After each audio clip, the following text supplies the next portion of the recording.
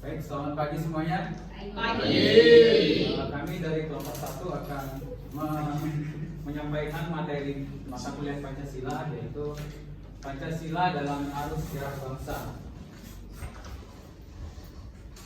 Baik, sebelum kami memulai, kami akan memperkenalkan diri kami.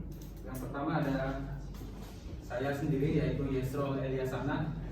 Kemudian ada Bayu Baliansa, Wulandari, NNK Neta Rahmah, Duni. baik. Sebelum itu, materi yang akan kita pelajari hari ini ada 5 poin, yaitu yang pertama konsep dan urgensi Pancasila dalam arus sejarah bangsa. Kemudian ada alasan diperlukannya Pancasila dalam sejarah bangsa. Kemudian ada menggali sumber historis, sosiologis, dan politis. Kemudian dinamika dan tantangan Pancasila dalam arus sejarah bangsa. Kemudian ada esensi dan urgensinya. Baik, kita akan langsung mulai. Pada materi yang pertama akan disampaikan oleh Bayu.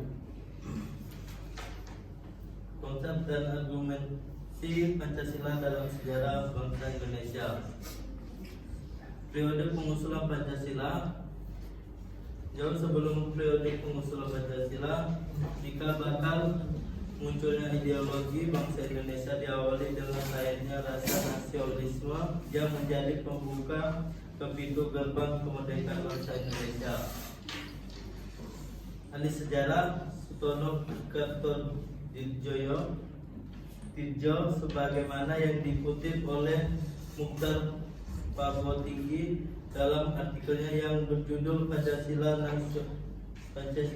sebagai modal rasionalitas politik,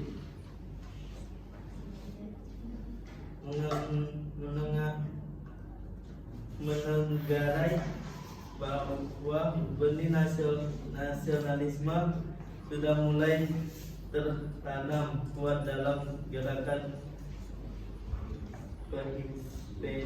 Indonesia yang sangat menekankan solidaritas dalam kesatuan bangsa.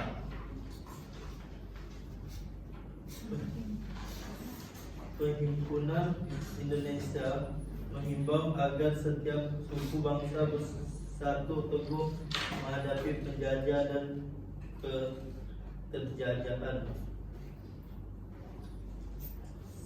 Sebagaimana Anda ketahui bahwa salah seorang pengusul calon dasar negara dalam sidang duduk PKI adalah C.S. Soekarno yang dipidatokan pada 1 Juni 1945. Pada hari itu Soekarno menyampaikan 5 butir gagasan tentang dasar negara sebagai berikut. Yang pertama, nasionalisme atau kebangsaan Indonesia. Yang kedua, internasionalisme atau kemanusiaan. Yang ketiga, mufakat dan demokrasi. Yang keempat, kesejahteraan sosial. Yang kelima, ketuhanan yang berkebudayaan. Berdasarkan catatan sejarah, kelima butir gagasan itu oleh Soekarno diberi nama Pancasila. Selanjutnya, Soekarno juga mengusulkan jika seandainya peserta sidang tidak menyukai angka 5, maka ia menawarkan angka 3, yaitu Tri, yang terdiri atas 1 nasionalisme dan sosio-demokrasi, dan yang ketiga menawarkan angka 1, yaitu Ekasila yang berisi asas gotong royong. Sejarah mencatat bahwa pidato lisan Soekarno nilai yang kemudian hanya diterbitkan oleh Kementerian Penerangan Republik Indonesia dalam bentuk buku yang berjudul Lahirnya Pancasila tahun 1947. Perlu Anda ketahui bahwa dari judul buku tersebut menimbulkan kontroversi seputar kelahiran Pancasila di satu pihak. Ketika Soekarno masih berkuasa, terjadi semacam pengutusan terhadap Soekarno hingga 1 Juni selalu dirayakan sebagai hari lahirnya Pancasila. Di lain pihak, ketika pemerintah Soekarno jatuh, muncul upaya-upaya desoekarnosasi oleh penguasa Orde Baru sehingga dikesankan seolah-olah Soekarno tidak besar jasanya dalam pengendalian dan perumusan Pancasila. 2. Periode perumusan Pancasila. Hal terpenting yang mengemuka dalam sidang BPUPKI kedua pada 10-16 Juli 1945 adalah disetujuinya naskah awal pembukaan hukum dasar yang kemudian dikenal dengan nama Piagam Jakarta. Piagam Jakarta itu merupakan naskah awal pernyataan kemerdekaan Indonesia. Pada alinea keempat Piagam Jakarta itu terdapat rumusan Pancasila sebagai berikut. Ketuhanan dengan mewajibkan menjalankan syariat Islam bagi pemeluk-pemeluknya. Yang kedua, kemanusiaan yang adil dan beradab. Yang ketiga, persatuan Indonesia. Yang keempat, kerakyatan yang dipimpin oleh hikmat kebijaksanaan dalam pemusatan perwakilan. Dan yang kelima, keadilan sosial bagi seluruh Indonesia. Naskah awal pembukaan hukum dasar yang dijuluki Piagam Jakarta ini di kemudian hari dijadikan pembukaan Undang-Undang Dasar 1945 dengan sejumlah perubahan di sana sini. Indonesia sebagai bangsa yang merdeka memerlukan perangkat dan kelengkapan kehidupan bernegara seperti dasar negara, undang-undang dasar, pemimpin negara, dan perangkat pendukung lainnya. Putusan-putusan penting yang dihasilkan mencakup hal-hal berikut. 1. Mengesahkan undang-undang dasar negara yang terdiri atas pembuka dan batang tubuh. Naskah pembukaan berdasarkan dari Piagam Jakarta dengan sejumlah perubahan.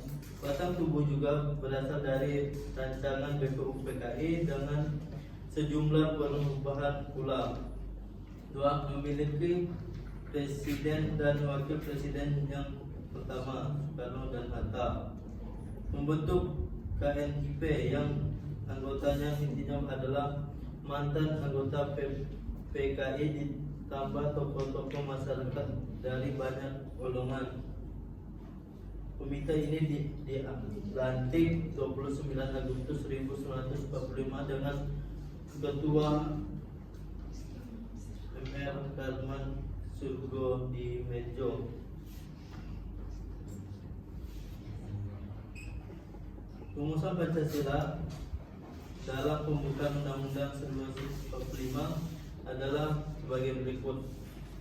Ketuhanan yang Maha Esa, kemanusiaan yang adil dan beradab, persatuan Indonesia, kerakyatan yang dipimpin oleh hikmat kebijaksanaan dalam pemusatan dan perwakilan, keadilan sosial bagi seluruh rakyat Indonesia.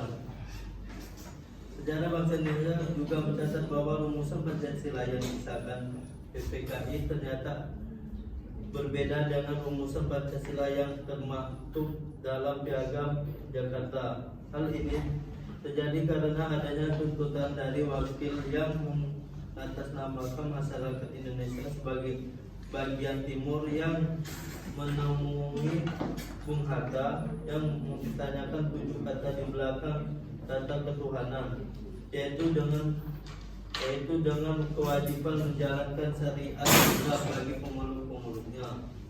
Tuntutan itu ditanggapi secara arif oleh para pendiri negara sehingga terjadi perubahan yang disepakati, yaitu dihapusnya 7 kata dianggap menjadi hambatan di kemudian hari dan diganti dengan istilah Yang Maha Esa.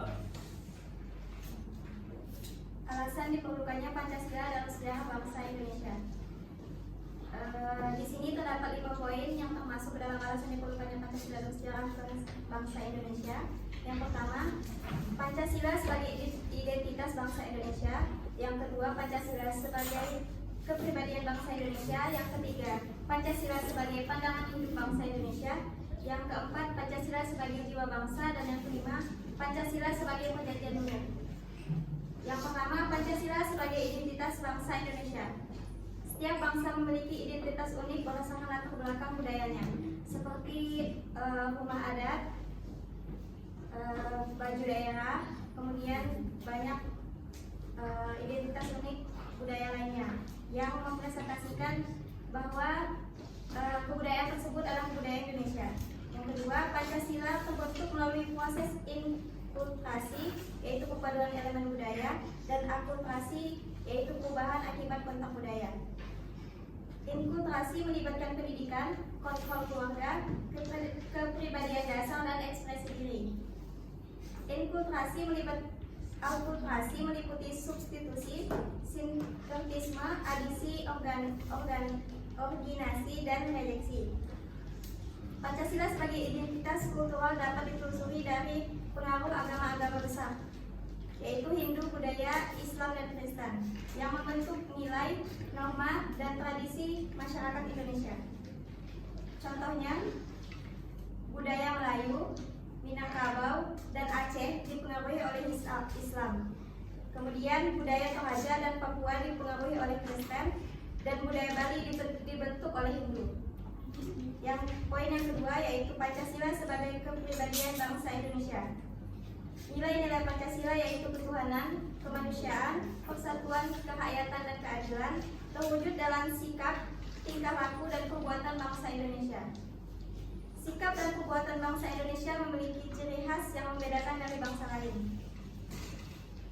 Meskipun nilai-nilai ini ada di ideologi lain, bagi Indonesia, kelima nilai ini mencerminkan kepribadian karena diangkat dari nilai-nilai kehidupan masyarakat Indonesia sendiri dan dilakukan secara simultan. Akulturasi dan inkulturasi merupakan kepribadian bangsa, namun kepribadian ini sudah terbentuk sejak lama, terbukti dari kerajaan peradaban di masa Majapahit, Sriwijaya, dan Mataram. Poin yang ketiga, Pancasila sebagai pandangan hidup bangsa Indonesia. Nilai-nilai Pancasila diyakini kebenaran, kebaikan, keindahan, dan kegunaannya sebagai pedoman hidup masyarakat dan berbangsa. Pancasila melekat dalam kehidupan masyarakat dan menjadi norma dalam sikap dan bertindak. Seluruh nilai Pancasila dimanifestasikan dalam kehidupan masyarakat, berbangsa, dan bernegara. Yang keempat, Pancasila sebagai jiwa bangsa Indonesia. Pancasila lahir bersamaan dengan lahirnya bangsa Indonesia, menunjukkan keberadaan sejak dahulu kala. Dan poin yang kelima adalah Pancasila sebagai perjanjian umum. Nilai-nilai Pancasila sebagai jiwa dan kepribadian bangsa disepakati oleh para pendiri negara sebagai dasar negara Indonesia. Kesepakatan ini membuktikan bahwa pilihan Pancasila sebagai dasar negara adalah tepat. Baik, materi selanjutnya yaitu menggali sumber historis, sosiologis, dan politis akan disampaikan oleh Saudari Mita. Yang pertama, sumber historis ditelusuri melalui penyebaran agama Buddha di Sriwijaya, Hindu sampai Buddha di Majapahit, Islam di Mataram, dan praktik toleransi antar umat beragama. Yang kedua, sumber sosiologis berfokus pada nilai gotong royong sebagai manifestasi dari keadilan sosial yang terlihat dalam kerjasama masyarakat dan sistem perpajakan tradisional. Yang ketiga, sumber politis menekankan nilai kerakyatan dan musyawarah yang tertanam dalam kehidupan perdesaan dan diilhami oleh semangat kekeluargaan, tercermin dalam sila keempat Pancasila. Secara keseluruhan, makalah ini menunjukkan bahwa nilai-nilai Pancasila telah berakar dalam sejarah, budaya, dan kehidupan sosial masyarakat Indonesia sebelum dirumuskan secara formal. Baik, yang selanjutnya ada dinamika dan tantangan Pancasila dalam sejarah bangsa Indonesia.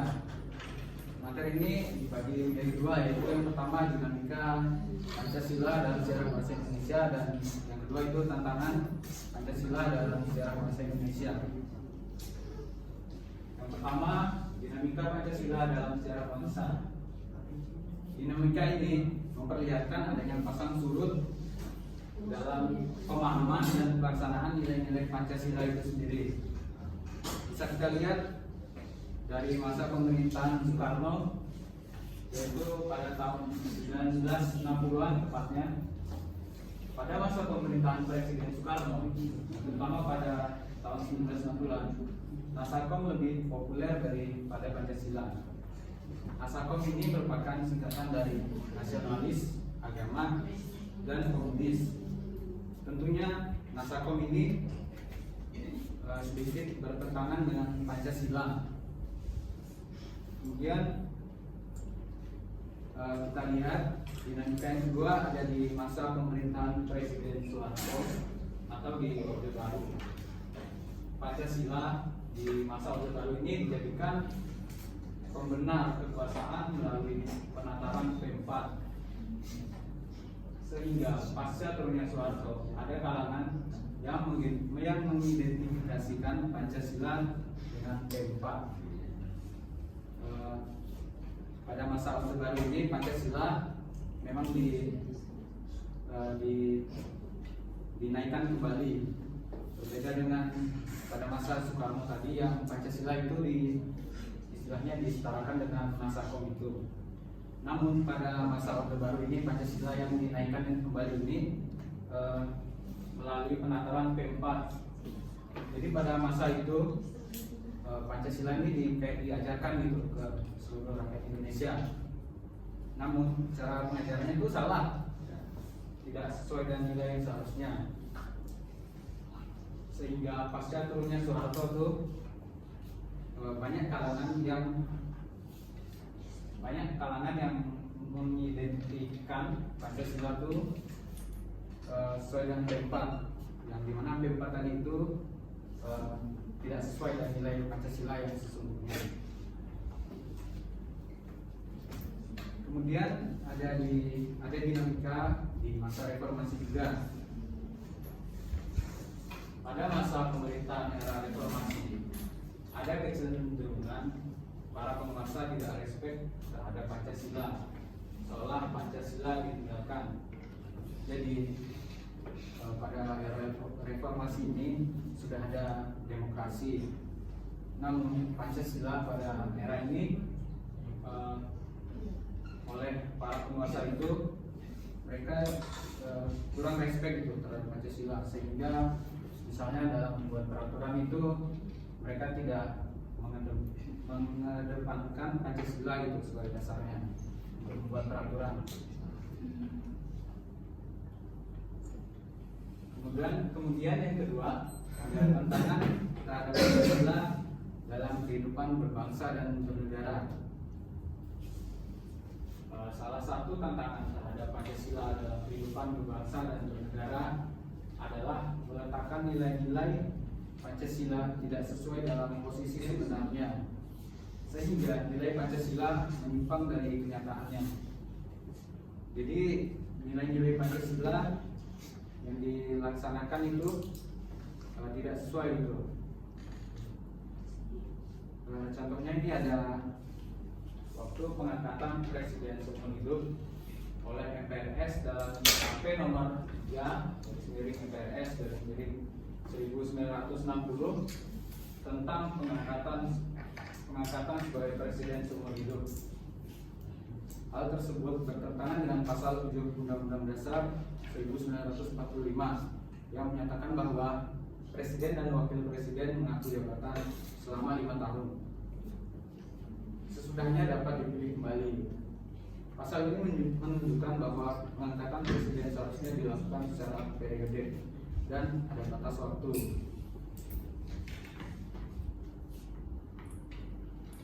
Baik, materi selanjutnya, poin selanjutnya akan disampaikan oleh Doni. Yang kelima, mendeskripsikan esensi dan urgensi. Itu dibagi menjadi dua. Ada yang pertama, urgensi Pancasila dalam kajian sejarah. Yang kedua, urgensi Pancasila dalam kajian sejarah bangsa Indonesia. Yang pertama, esensi Pancasila dalam kajian sejarah bangsa. Pancasila pada hakikatnya merupakan dasar filsafat dan pandangan hidup negara. Pancasila dikatakan dasar filsafat negara atau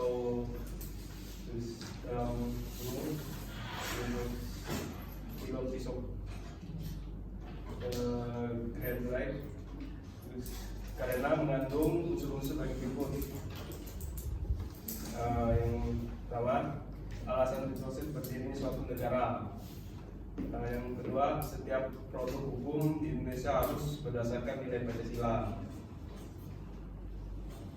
Pancasila sebagai pandangan hidup.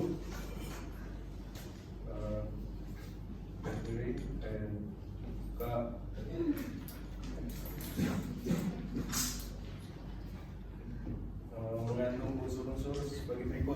1. Nilai-nilai agama. 2. Budaya. 3. Adat istiadat. Yang kedua, urgensi Pancasila dalam kajian sejarah. Hasil survei yang dilakukan Kompas yang dirilis pada 1 Juni 2008 menunjukkan bahwa pengetahuan masyarakat tentang Pancasila merosot secara tajam, yaitu 48,4%. Responden berusia 17 sampai 29 tahun tidak mampu menyebut sila-sila Pancasila secara benar dan lengkap.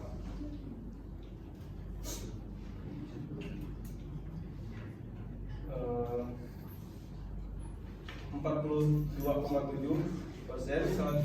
salah menyebut sila-sila Pancasila. Lebih parah lagi, 60% responden berusia 46 tahun ke atas salah menyebut sila-sila Pancasila.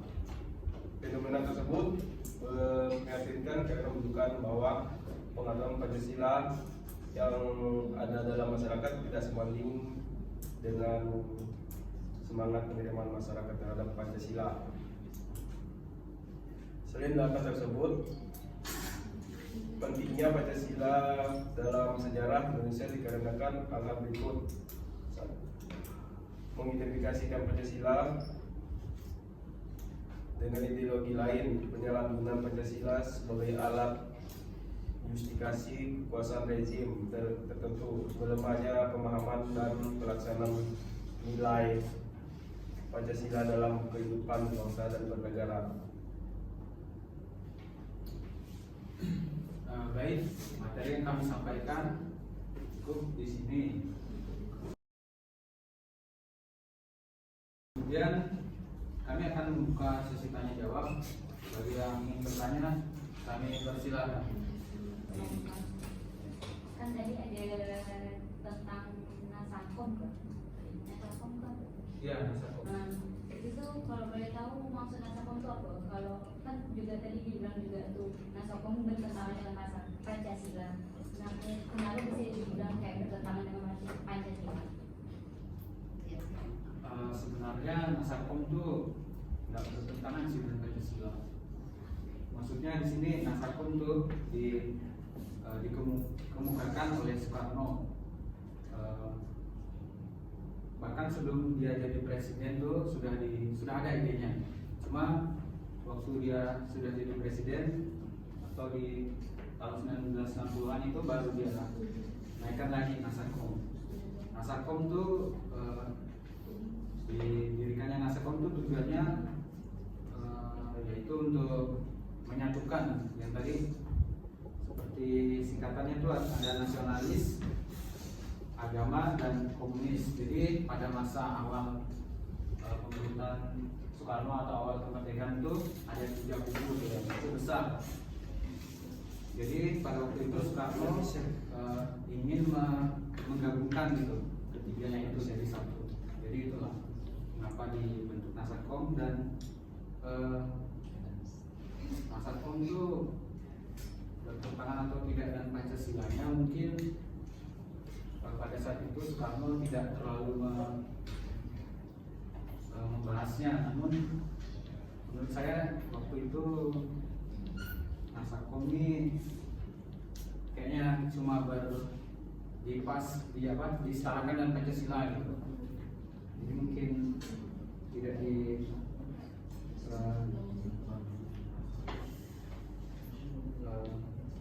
ya mungkin seperti itu yang bisa saya jawab, karena dari literasinya cuma ada itu. Ya. Ingin bertanya lagi? Saya ingin bertanya tentang prinsip tentang nasionalisme dan internasionalisme. Apa saja prinsip-prinsip yang diterapkan dalam dua penjelasan tersebut? Saya boleh mengajukan pertanyaan? Oh ya, silakan dari saudara Marcel.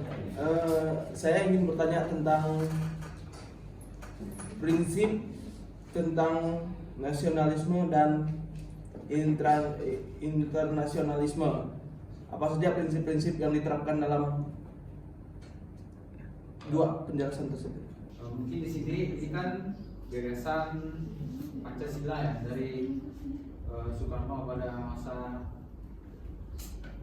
Juni 1945, yaitu pada sila kesatunya nasionalisme atau kebangsaan Indonesia, dan yang kedua internasionalisme atau perikemanusiaan. Nah, yang nasionalisme ini mungkin merujuk ke bangsa Indonesia itu sendiri, yang dimana bangsa Indonesia itu terdiri dari berbagai budaya, suku, dan perbedaan yang banyak. Jadi mungkin nasionalisme ini maksudnya agar semua perbedaan itu bersatu gitu, jadi nasional. Kemudian yang internasionalisme itu karena bangsa Indonesia ini kan di dunia ini kan banyak negara lain gitu maksudnya. Jadi internasionalisme ini mungkin merujuk kepada hubungan Indonesia dengan negara-negara di sekitarnya atau negara lain lah pokoknya. Mungkin seperti itu. Ya, baik, mungkin ada pertanyaan lain. Apakah Pancasila ini sebagai ideologi negara Republik Indonesia? Ya. Mungkin dari kecil, dari SD, SMP, SMA, seperti yang sudah kita pelajari bahwa Pancasila yang diajarkan kepada kita merupakan ideologi bangsa Indonesia. Ya, itu jawabannya. Ada yang ingin bertanya lagi? Herman, saudara Herman, boleh bertanya? Oh, boleh. Pertanyaannya mungkin simpel ya. Apa peran penting Pancasila dalam sejarah bangsa Indonesia? Mungkin sudah ada di PPT ini perannya dan sejarah bangsa Indonesia di sini diperlukan, tapi mungkin bisa diartikan juga sebagai peran. Yang pertama itu Pancasila sebagai identitas bangsa, yang kemudian Pancasila sebagai kepribadian bangsa Indonesia, kemudian Pancasila sebagai pandangan hidup bangsa Indonesia, kemudian sebagai jiwa bangsa, sebagai perjanjian luhur. Jadi secara lengkapnya sudah dijelaskan oleh Dilan. Bisa diterima? Bisa. Baik, kalau sudah tidak ada yang bertanya, kami akan menutup presentasi kami pada pagi hari ini. Terima kasih, maaf jika ada salah kata. Terima kasih.